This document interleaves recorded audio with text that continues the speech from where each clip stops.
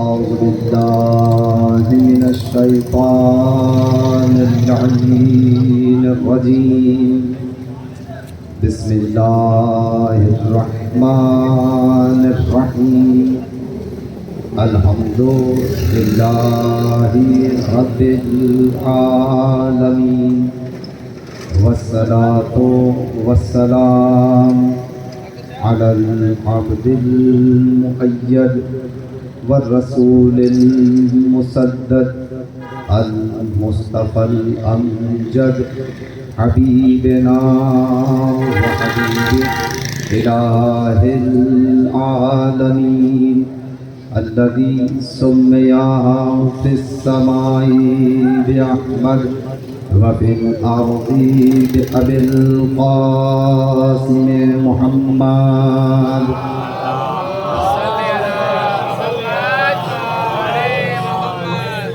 وعلى آله الطيبين الطاهرين المعصومين المظلومين المنتخبين المنتجبين ولعنة الله على أعدائهم ومخالفهم ومنكري فضائلهم وغاصبي حقوقهم من الآن إلى قيام يوم الدين أما بعد فقد قال الله الحكيم في كتابه الكريم بسم الله الرحمن الرحيم وإذا جاءتهم آية قالوا لن نؤمن حتى نؤتى مثل ما أوتي رسل الله الله أعلم حيث يجعل رسالته سيصيب الذين أجرموا صغار عند الله وعذاب شديد بما كانوا يمكرون صلوات محمد وعلى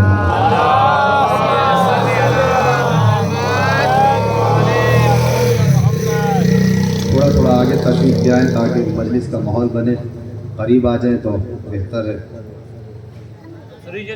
مہربانی کرنا سردا جو مولا کے من سرا با سرا تو ناستے اب اگتے ودی جو نظر اللہ نے حاضر حسین اگتے ودی جو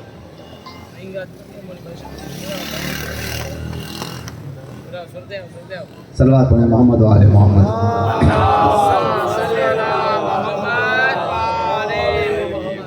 عزیزان محترم،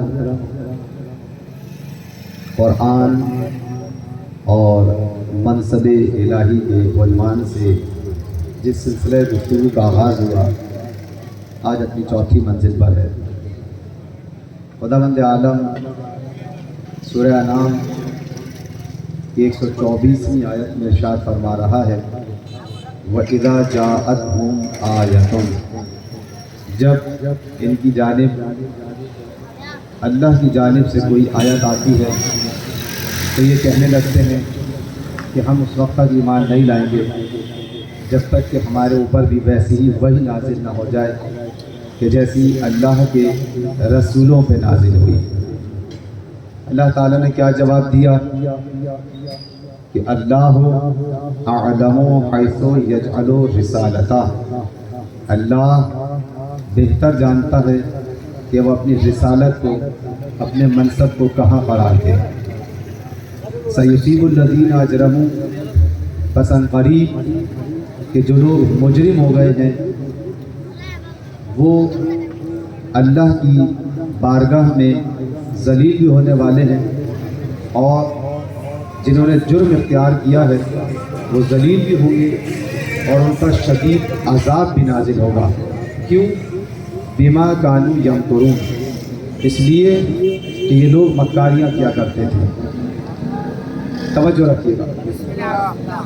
تو خداوند عالم نے اس آیت کریمہ میں واضح طور پہ اس بات کا اعلان کر دیا کہ دیکھو منصب خدا کی جانب سے ہے، نمائندہ خدا کی جانب سے آئے گا، ہدایت خدا کی جانب سے آئے گی، اسی لیے کل جیسا کہ میں نے آپ کے سامنے بیان کیا تھا کہ جب پروردگار عالم نے حضرت آدم علیہ السلام کو خلق کیا تو سارے ملائکہ سے ان کے سامنے سجدہ کروایا، اور سجدہ کروانے کے بعد جس نے سجدہ نہیں کیا اسے پروردگار عالم نے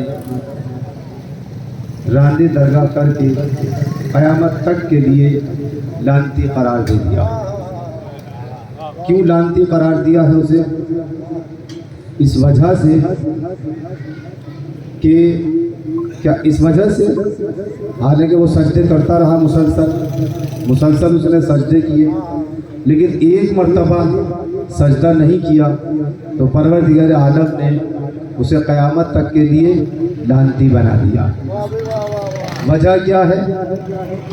حالانکہ وہ تو کریم پروردگار ہے نا، اسے یہ تو خیال ہونا چاہیے تھا نا کہ جو ساری زندگی میرے سامنے جھکا چلا آیا، جس نے ساری زندگی میرے سامنے سجدے کیے، کہ اگر ایک سجدہ نہیں کیا تو کون سی بڑی بات ہے، ہمیشہ تو سجدے کرتا رہا ہے، لہذا باقی سجدوں کے صدقے میں اسے معاف کر دیا جائے، لیکن نہیں، پروردگار عالم نے معاف نہیں کیا، بلکہ کیا کیا؟ اسے راندے درگاہ کیا اور قیامت تک کے لیے اسے شیطان قرار دیا۔ کیوں شیطان کیوں بنا دیا اسے؟ اس لیے کہ خدا کے بنائے ہوئے کے مقابلے پر آ گیا۔ توجہ ہے کہ خدا کے بنائے ہوئے کے مقابلے پر آ گیا۔ خدا نے کہا کہ دیکھو میں نے آدم کو بنایا ہے، اسے مانو، میرے امر کو مانو، میرے حکم کو مانو۔ مسئلہ سجدے کا نہیں ہے، اگر صرف ایک سجدے کا مسئلہ ہوتا تو خدا بخش دیتا، لیکن مسئلہ یہ ہے، مسئلہ صرف ایک سجدے کا نہیں ہے، مسئلہ یہ ہے کہ اس نے میرے حکم کی نافرمانی کی ہے اور میرے نمائندے کے سامنے اکڑ گیا، میرے ولی کے سامنے مکر گیا، میرے جانشین کے سامنے کہ جسے میں بنا رہا ہوں۔ لیکن آپ لوگ ایسے خاموش سنیں گے تو میں بھی خاموش بیٹھ جاؤں۔ کیوں خدا رب عالم نے اسے لعنتی بنا دیا؟ اس لیے کہ خدا کے بنائے ہوئے کے مقابلے پر آیا، خدا کے بنائے ہوئے کو اس نے تسلیم نہیں کیا، خدا کے بنائے ہوئے کے سامنے اپنی بڑائی ظاہر کی۔ تو اس کا مطلب یہ ہے کہ جو اللہ کے بنائے ہوئے کے سامنے اکڑ جائے وہ لعنتی ہو جاتا ہے۔ توجہ ہے نا؟ اب دیکھیں جو آدم کے سامنے اکڑا وہ قیامت تک کے لیے ہو گیا، تو جو نبی کے سامنے اکڑ جائے گا اور نبی جسے مقرر کر دیں علی کے سامنے اکڑ جائے تو اس کا فیصلہ آپ خود کر سکتے ہیں کہ ایک آدم کے سامنے نہیں جھکا تو خدا نے اسے قیامت تک کے لیے لعنتی قرار دیا۔ تو جو فخر آدم کے سامنے جھکنے سے انکار کر دے، توجہ ہے نا؟ اچھا ساری دنیا جانتی ہے کہ دیکھو علی کو جو ہم مانتے ہیں خدا نے بنایا، ایسا ہی ہے نا بھائی؟ مولا کائنات کو کس نے خلیفہ بنایا؟ کس نے جانشین بنایا؟ کس نے مرتضی بنایا؟ کس نے ولی اللہ بنایا؟ ولی کس نے؟ آپ نے اور میں نے بنایا۔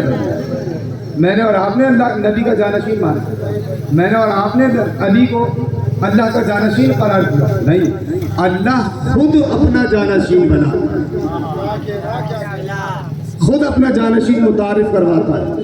شروع سے لے کے نبی تک جتنے نبی آئے، جتنے وصی آئے، سب کو اللہ نے بنایا۔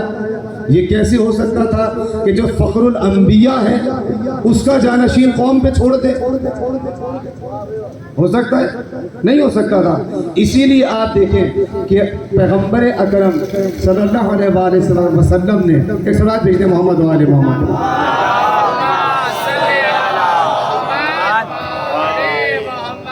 لمحہ بہ لمحہ تعارف کروایا، اور قرآن نے بھی اس بات کی وضاحت کر دی کہ اگر تم اپنے بنائے ہوئے کے پیچھے چلو گے تو تمہاری مرضی، لیکن غم کس کے لیے نہیں ہے، ملال کس کے لیے نہیں ہوگا، پچھتاوا کس کے لیے نہیں ہوگا؟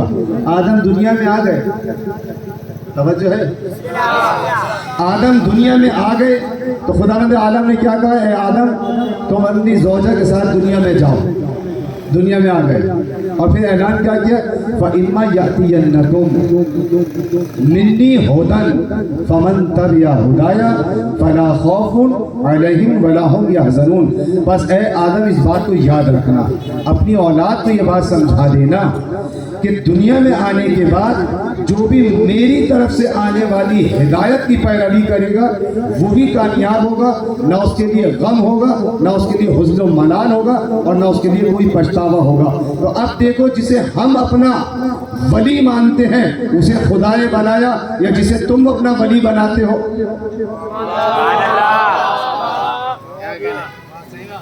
ولی ماننے پہ کسی کو کوئی اعتراض نہیں ہے، آپ کی جو مرضی ہے، جسے چاہے مانے، کوئی نہیں روکے گا۔ اگر کوئی بتوں کو ماننا شروع کر دے تو آپ روک دیں گے اسے؟ نہیں روک سکتے نا، ہر انسان کو اختیار ہے، لیکن اختیار کے بعد پروردگار عالم نے یہ فیصلہ کر دیا کہ حزن و ملال سے نجات اسی کو ملے گی جو میری جانب سے آنے والی ہدایت کی پیروی کرے گا۔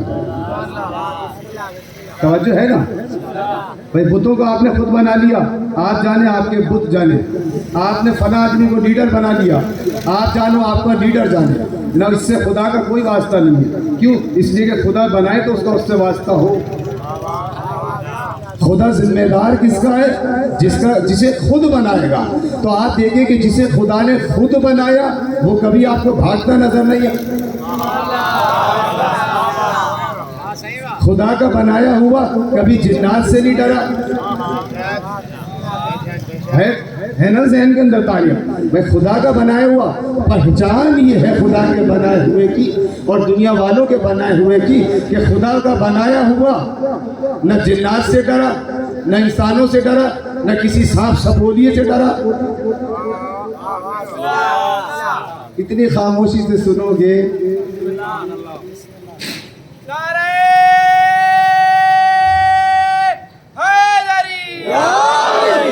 توجہ ہے نا؟ تو مرضی ہے آپ کی کہ آپ جسے چاہے مانے، خدا نہیں روکے گا آپ کو، لیکن قیامت میں چھوڑے گا بھی نہیں۔ یہاں روکے گا نہیں اور وہاں چھوڑے گا نہیں۔ بھائی تم نے فلاں کو مانا، کیوں مانا؟ تم نے فلاں کو مانا، کیوں مانا؟ تم نے فلاں کو مانا، کیوں مانا؟ سب کو مانتے گئے، اور جسے میں نے منوایا اسے کیوں نہیں مانا؟ جبکہ میں نے کہا تھا اب دیکھو تم نے جسے مانا، جہاں وہ جائے وہاں تم جاؤ۔ توجہ ہے نا؟ جہاں تمہارے بنائے ہوئے جائیں گے وہیں تم بھی جانا، لیکن جہاں میرا بنایا ہوا جائے گا وہیں اپنی قوم کو بھی لے کر جائے گا۔ اسی لیے ہم نے علی کا دامن تھام لیا، یا علی ہم دنیا میں بھی آپ کے ساتھ ہیں اور مرنے کے بعد بھی آپ کے ساتھ۔ اب ہمیں تو اس پہ فخر ہے کہ جہاں علی ہوں، کہیں بھی ہوں علی، جہاں علی ہوں گے اسی کا نام جنت ہوگا۔ توجہ ہے نا؟ مجھے کسی سے کوئی غرض نہیں، کوئی کہیں بھی جانا چاہتا ہے وہ جائے، لیکن ہم علی کے پاس جائیں گے، ہم علی کے دامن سے وابستہ رہیں گے۔ کیوں؟ اس لیے کہ علی کی ذات وہ ذات ہے کہ جسے خدا نے منوایا اور قوم نے بھی مانا ہے۔ توجہ فرمائیے آپ نے، ایک صلوات بھیجیں محمد و آل محمد۔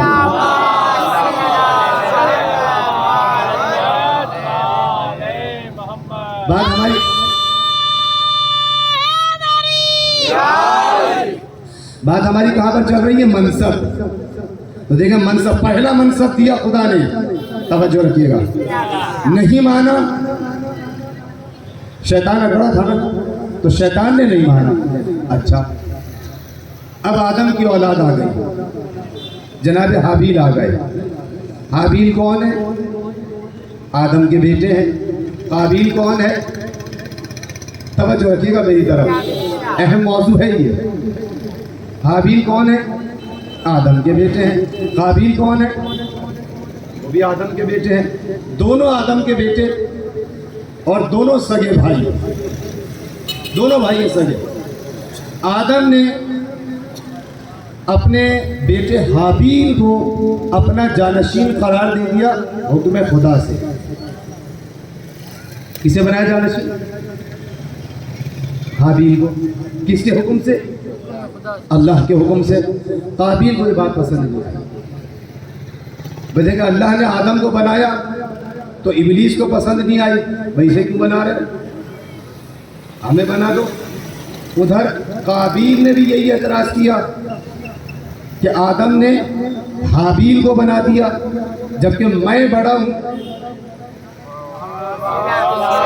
کل ابلیس نے بھی یہی کہا تھا میں افضل ہوں، اور کہہ کس کے سامنے رہا تھا؟ اللہ کے سامنے.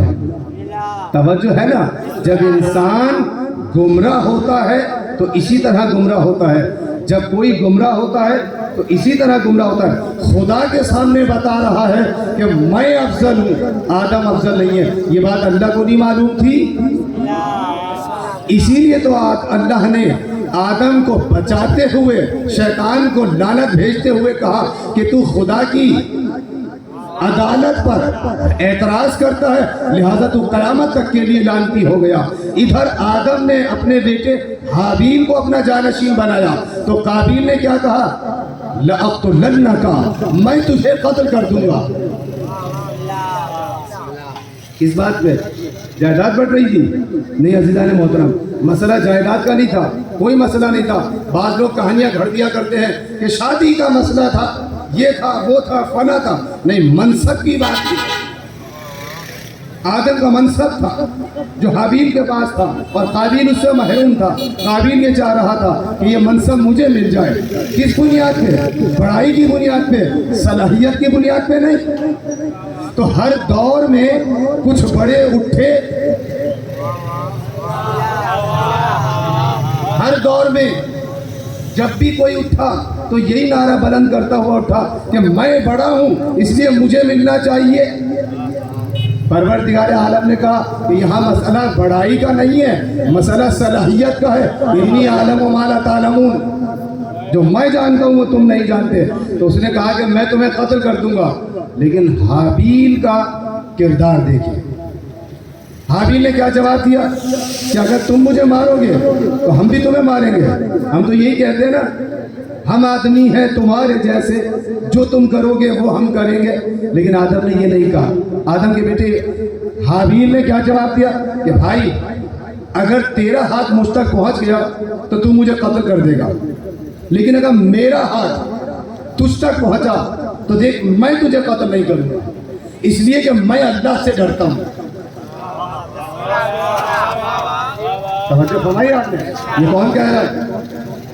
حالانکہ دیکھو وہ کر سکتا ہے یہ کام، لیکن اس نے کہا کہ اگر میرا ہاتھ، میرا اختیار تجھ تک پہنچ گیا تو میں تجھے نہیں ماروں گا. تو کیوں؟ کہ اس لیے کہ میں اللہ سے ڈرتا ہوں. تو اللہ سے نہیں ڈرتا اس لیے مجھے مارنا چاہتا ہے. تو اس کا مطلب یہ ہے کہ آپ دیکھیں، کبھی کبھی آپ دیکھتے ہیں کہ ہمارے اوپر پتھراؤ بھی ہوتا ہے، بم بلاسٹ بھی ہوتا ہے، لیکن ہماری طرف سے ریئیکشن نہیں ہوتا. کیوں؟ جو قابیل والے ہیں وہ یہی سوچتے ہیں کہ اگر ہمارا ہاتھ تم تک پہنچ گیا تو ہم تمہیں نابود کر دیں گے، ہم تمہیں قتل کر دیں گے. قابیل کے زمانے سے لے کر قابیل کی اولاد آج تک یہی عقیدہ رکھے ہوئے ہیں کہ حابیل کے چاہنے والوں کو، حابیل کے ماننے والوں کو، حضرت حابیل کی نسل کو ختم کر دیا جائے. اور جو جملہ کل حابیل نے کہا تھا، آج بھی حابیل کے چاہنے والے، جناب حابیل کے ماننے والے، جناب آدم کی اصلی اولاد یہی کہتی ہوئی نظر آتی ہے کہ اگر ہمارا اختیار تم تک پہنچ بھی جائے ہم تمہیں جب بھی نہیں ماریں گے، اس لیے کہ ہم آدم کو مانتے ہیں. ہمارا یقین اللہ پہ ہے. تم یاد رکھو، تم ہمیں مار کے بھی مرتے رہو گے اور ہم مر کے بھی زندہ رہیں گے.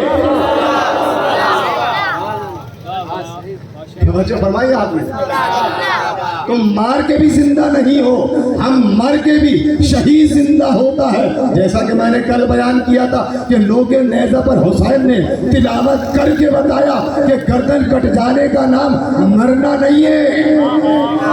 پروردگار عالم کی بارگاہ میں لعنتی قرار دیا جانا مر جانا ہے. ایک صلوات بھیج دیں محمد.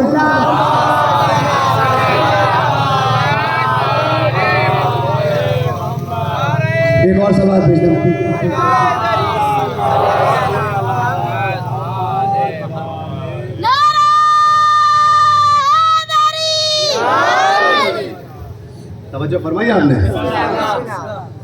تو ہدایت کسے ملے گی؟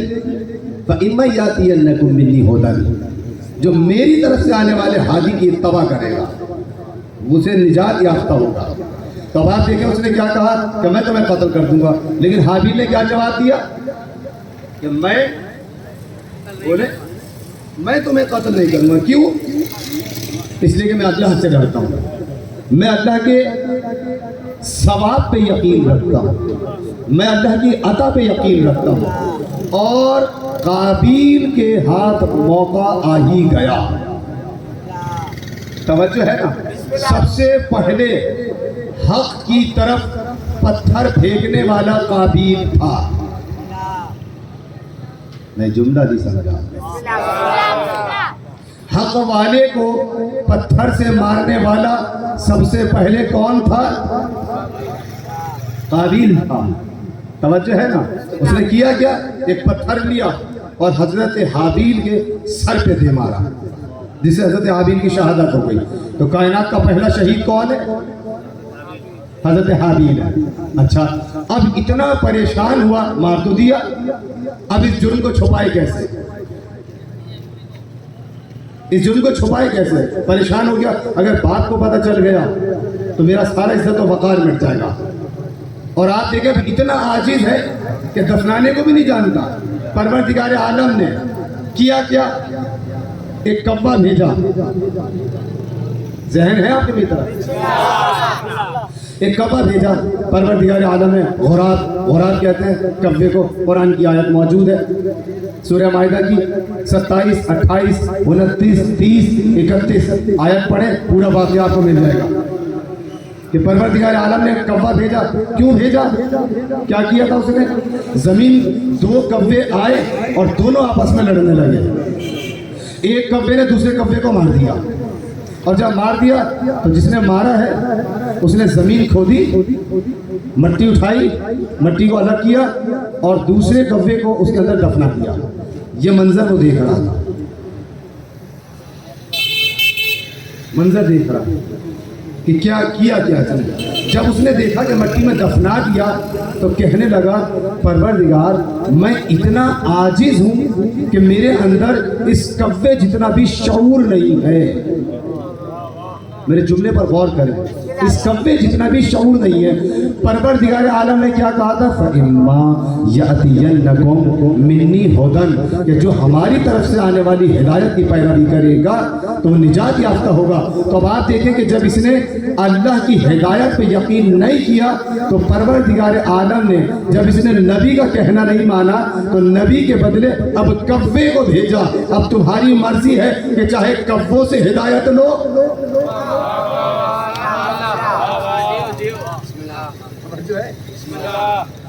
اب تمہاری مرضی ہے۔ اگر نبی کو چھوڑ دو گے تو کبا مقدر میں آئے گا، اور پھر اس نے یہ کام کیا، اور اس کے بعد قرآن یہ کہتا ہے کہ اصبح من الخاسرین و اصبح من النادمین۔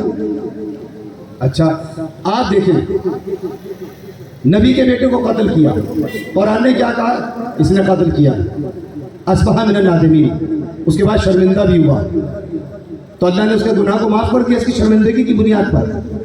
نہیں، کیا کہا؟ اصبح من الخاسرین، یہ شرمندگی کے باوجود خسارہ اٹھانے والوں میں سے ہو گیا، جہنمیوں میں سے ہو گیا۔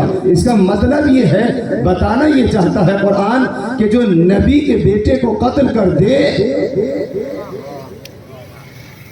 جو نبی کے بیٹے کو قتل کر دے، اگر شرمندہ بھی ہو جائے تب بھی خسارہ اٹھانے والوں میں سے ہوگا۔ تو جو آدم کے بیٹے کو قتل کرتا ہے وہ ہمیشہ کے لیے جہنم میں چلا جائے، اور جو مصطفیٰ کے بیٹے کو قتل کر دے، آپ یہ سوچتے رہیں کہ اللہ مہربان ہے، ہو سکتا ہے اسے بخش دے۔ کیسے بخش دے گا؟ قرآن نے واضح طور پر اعلان کر دیا ہے کہ اصبح من النادمین و اصبح من الخاسرین، یہ ندامت ہونے کے باوجود خسارہ اٹھانے والوں میں سے ہو گیا ہے۔ ایک سلوات بھیجتے ہیں محمد و آل محمد۔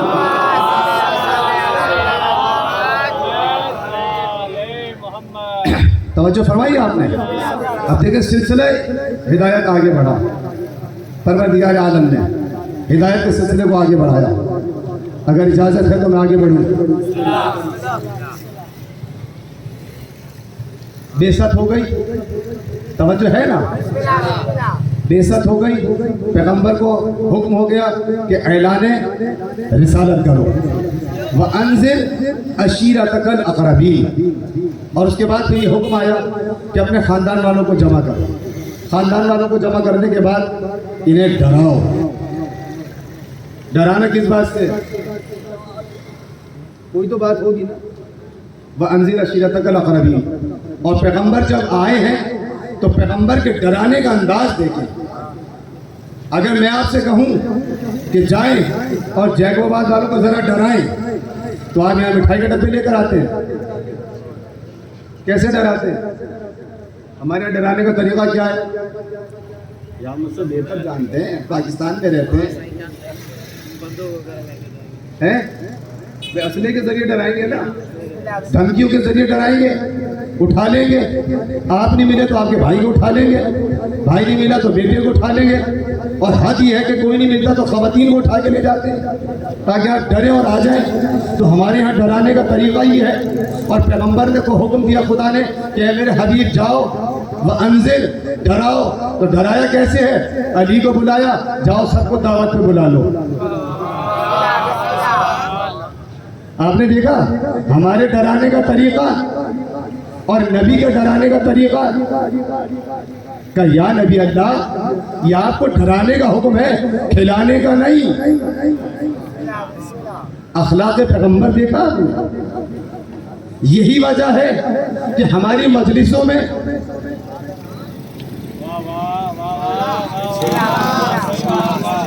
डराया जाता है, नहीं डराया जाता?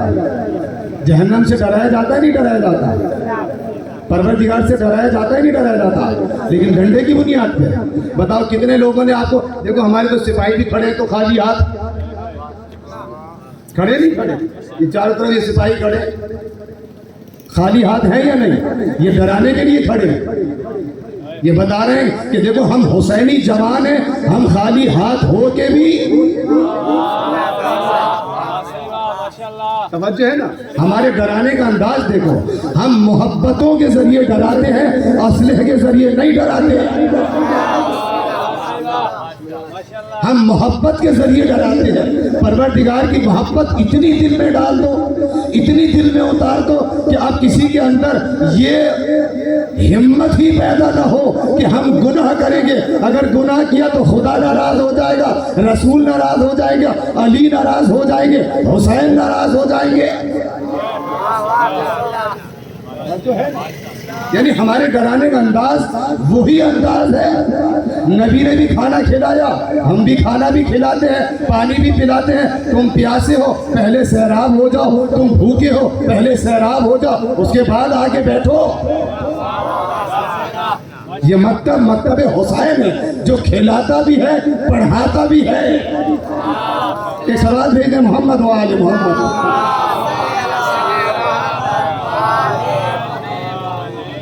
बात तो मुख्तसर कर रहा हूँ। नबी करीम ने दावत का एहतमाम किया, और दावत का एहतमाम किस अंदाज में हुआ है?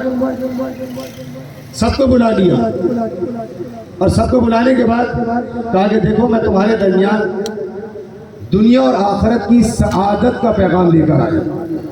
तुम में कौन ऐसा है जो इस काम में मेरी मदद करेगा? जो मेरी मदद करेगा वो मेरा भाई होगा, मेरा वसी होगा, मेरा वजीर होगा, मेरा खलीफा होगा। जुमले पे कौन किया आपने? ये कौन कह रहा है कि जो भी इस काम में मेरी मदद करेगा वो कौन होगा? मेरा भाई होगा, मेरा वसी होगा, मेरा वजीर होगा, और मेरा खलीफा होगा। अब ये बताओ कि 3 दिन तक नबी दावत करते रहे, कौन उठा? बोले मौला अली उठे ना। और उसके बाद तीसरे दिन 3 दिन तक पैगंबर ने इसी अमल को दोहराया कि अगर किसी और को शौक है तो उठ जाए, अली को बिठाते रहे, अली बैठ जाओ, अली बैठ जाओ, अली बैठ जाओ। लेकिन जब कोई ना उठा تو اب علی کے کاندھے پر ہاتھ مار کر کہا ہاذا وصی و وزیری و خلیفتی، یہ میرا بھائی بھی ہے، میرا وصی بھی ہے، میرا وزیر بھی ہے، میرا خلیفہ بھی ہے۔ تو اب پتہ چل گیا کہ علی خلیفہ بلا فصل بھی ہے۔ جب نبی نے اپنی نبوت کا اعلان کیا تو علی کی خلافت کا اعلان کیا ہے۔ ایک صلوات بھیجتے محمد و آل محمد۔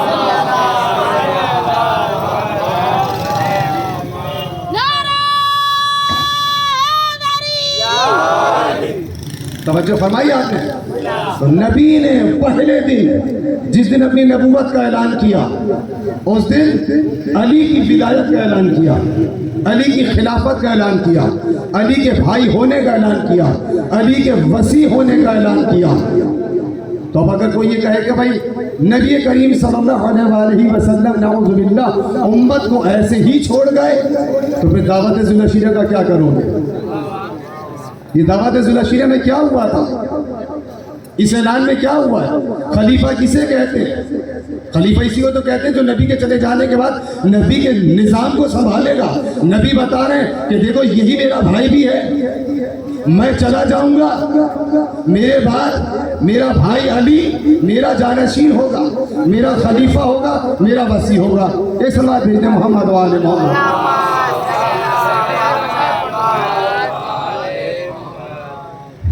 بس عزیزان محترم کہ جس نے اس پیغام کو سمجھا اس نے غدیر کے پیغام کو بھی سمجھا، اور جس نے غدیر کے پیغام کو جھٹلانے کی کوشش کی اس نے دعوت ذی العشیرہ کو بھی بھلا دیا۔ لیکن نبی نے اعلان کر دیا، اور مولا حسین کربلا میں اسی پیغام کو زندہ رکھے ہوئے تھے کہ دیکھو جو نبی نے دین پہنچایا ہے اسے حسین زندہ رکھا۔ جب نبی نے دین رکھا ہے حضرت آدم علیہ السلام سے لے کر اور خاتم المرسلین صلی اللہ علیہ وسلم تک اس دین کو جسے نبی نے پیش کیا تھا حسین نے کربلا کے اندر اپنی قربانیاں دے کر بچایا۔ توجہ ہے نا؟ میں اس دوست کا ذکر کرنا چاہوں گا کہ جو حسین کا بچپن کا دوست ہے، کیا نام ہے؟ حبیب ابن مظاہر۔ آپ کو معلوم ہے کہ حبیب کون ہے؟ مختصر سا بس میں حوالے دے کر بات کو آگے بڑھاؤں گا کہ حبیب نبی کریم کے اس صحابی کے بیٹے کا نام ہے کہ جسے مظاہر کہتے ہیں، جناب مظاہر، نبی کریم صلی اللہ علیہ وسلم کے چاہنے والے سچے صحابی۔ لیکن میں ذکر کر رہا ہوں نا صحابہ کرام کا، کہ جس کی آغوش میں حسین کے جانثار ساتھی پلے، ہم ایسے صحابہ کو مانتے ہیں۔ توجہ ہے نا؟ صحابہ کرام ہماری سر آنکھوں پر ہے۔ آپ یہ دیکھیں کہ حبیب نے کام کیا کیا، مظاہر تربیت کر رہے ہیں کس کی؟ اپنے بیٹے حبیب کی، کہ دیکھو بیٹا حبیب یہ حسین ہے، یہ حسین ہے، یہ حسین ہے، اس کا خیال رکھنا۔ اب حبیب کرتے کیا ہے؟ پیغمبر اکرم صلی اللہ علیہ وسلم نے دیکھا کہ حسین آگے آگے جا رہے ہیں اور حبیب ان کے پیچھے پیچھے۔ حبیب نے کام کیا کیا؟ جہاں حسین کا پیر پڑتا ہے نا، حبیب جلدی سے آگے بڑھتے ہیں اور حسین کے قدموں کی خاک اٹھا کر اپنے چہرے پر ملنا شروع کرتے ہیں۔ جب پیغمبر اسلام نے اس منظر کو دیکھا آگے بڑھے، حبیب کو اپنی آغوش میں اٹھا لیا، اپنی گود میں اٹھا لیا حبیب کو، اور پیار کرنے لگے اور آنکھوں سے آنسو جاری تھے۔ جب مظاہر نے اس منظر کو دیکھا تو کہنے لگے یا رسول اللہ، آپ نے حبیب کو گود میں لیا ہے لیکن آپ کی آنکھوں میں آنسو کیوں ہیں؟ آپ رو کیوں رہے ہیں؟ کہنے لگے اے حبیب تمہیں نہیں معلوم کہ جو میں دیکھ رہا ہوں وہ تم نے نہیں دیکھا۔ کل یہ عاشور کا دن ہوگا اور تمہارا یہی حبیب میرے حسین پہ اپنی جان کو قربان کر دے گا۔ عزیزوں بس یہ وہ وقت آیا کہ جب حبیب کربلا میں پہنچے ہیں تو کس انداز سے پہنچے؟ جب کربلا کے اندر لشکر پہ لشکر آ رہے تھے تو اس وقت جناب زینب عالیہ نے اپنے بھائی حسین سے کہا اے بھیا کیا آپ کا کوئی نہیں ہے کہ جو آنے والا ہو، جو آپ کی مدد کے لیے یہاں آ جائے؟ مولا حسین نے کہا اے بہن زینب ارے ایسی عالم غربت میں کون ہماری مدد کے لیے آئے گا؟ کہا اے بھیا کوئی تو آپ کا چاہنے والا ہوگا۔ کہا اچھا ایک حبیب ہے کوفے میں، انہیں خط لکھ کر کوشش کرتے ہیں، دیکھو اگر وہ آ گئے، اس لیے کہ شہر کی ناکہ بندی ہے، کس طرح سے آئے گا۔ عزیز حسین نے خط لکھا۔ اب خط میں لکھا کیا ہے؟ من الحسین الی الرجل الفقی حبیب ابن مظاہر، یہ خط ہے حسین کہا ارے حبیب ابن مظاہر کے نام جو رجل فقی ہے۔ عزیز ہو بس حسین نے خط لکھا، جب خط لکھ چکے نا تو جناب زینب نے کہا بھیا آپ نے خط لکھ لیا؟ کہا زینب لکھ لیا۔ کیا لکھا ہے؟ کہ میں نے یہی خط لکھا ہے، اور اس عنوان کو موضوع کو بیان کیا۔ کہنے لگی جناب زینب سلام اللہ علیہا بھیا ایک جملہ میری طرف سے بھی لکھ دے۔ کہا بہن بولو کیا لکھوانا چاہتی ہو حبیب کو؟ کیا میری طرف سے یہ لکھ دے اے حبیب آنے میں تاخیر نہ کرنا، کہیں ایسا نہ ہو کہ اتنی دیر سے پہنچے ہو کیا فاطمہ زہرا کا لال ارے کربلا کے اندر نرغہ آدھا میں گھر کر مارا جائے۔ بس عزیزو حسین نے لکھا، قاصد خط لے کر پہنچا، حبیب کو خط ملا، حبیب خط مل کر حسین کی بارگاہ میں پہنچے۔ گرد کربلا بلند ہوئی، گرد کربلا بلند ہوئی، جب مٹی بلند ہونے لگی لوگوں کے اندر اللہ اکبر کی آوازیں بلند ہوئی۔ جناب زینب پھر گھبرائی، کہنے لگی فضا ذرا دیکھو تو صحیح کیا ماجرا ہے، آخر یہ تکبیریں کیوں بلند ہو رہی ہیں؟ فضا نے آ کر بتایا اے بی بی زینب عالیہ ارے حبیب حسین کے بچپن کے دوست حسین کی مدد کے لیے آ گئے ہیں۔ جناب زینب نے کہا اے فضا حبیب کو ہمارا سلام کہہ دو۔ عزیزو حسین نے حبیب کو سلام کہا، حبیب نے اپنا سر پیٹ لیا۔ ارے حسین پر اتنی غربت آ گئی کہ اب شہزادیاں سیدانیاں ہم جیسے غلاموں کو سلام کہلائے۔ سيعلم الذين ظلموا أي منقلب ينقلبون۔ ماتم حسین